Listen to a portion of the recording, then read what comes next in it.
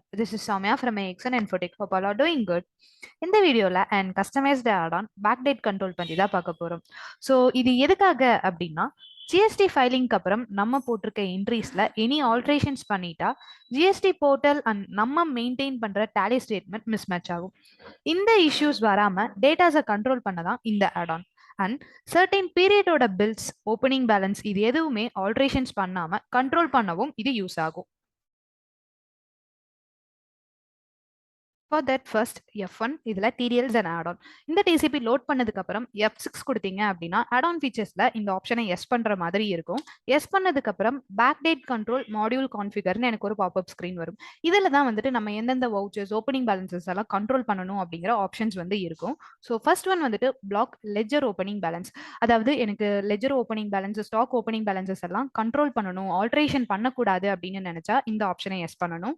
And then block sales voucher only. அதாவது இந்த TCP load பண்ணதுமே ஆட்டோமேட்டிக்கா எல்லா வவுச்சர்ஸும் கண்ட்ரோல் ஆகிரும். சப்போஸ் எனக்கு சேல்ஸ் மட்டும் கண்ட்ரோல் பண்ணா போதும் அப்படின்னு நினைச்சா இந்த ஆப்ஷனை எஸ் பண்ணிக்கலாம். அண்ட் தென் நெக்ஸ்ட் ஒன் வந்துட்டு block entry or modification period. அதாவது எந்த சர்டைன் பீரியடோட டிரான்சாக்ஷன்ஸை வந்துட்டு நீங்க கண்ட்ரோல் பண்ணணும்னு நினைக்கிறீங்களோ அந்த டேட்டை இதுல கொடுக்குற மாதிரி இருக்கும். ஸோ நான் 1 April to 31st July அப்படின்னு கொடுத்துட்டேன். And then auto set to date. So இந்த ஆப்ஷன் வந்து பார்த்தீங்கன்னா நான் லாஸ்ட் டேட் வந்துட்டு 31st July அப்படின்னு கொடுத்துருக்கேன்.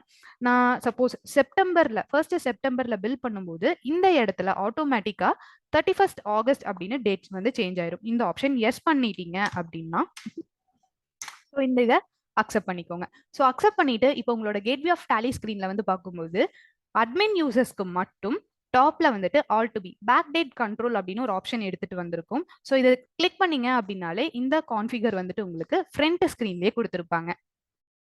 நெக்ஸ்ட் நான் இப்போ ஒரு ஓப்பனிங் பேலன்ஸ் வந்து ஆல்டர் பண்ணணும்னு நினைக்கிறேன்.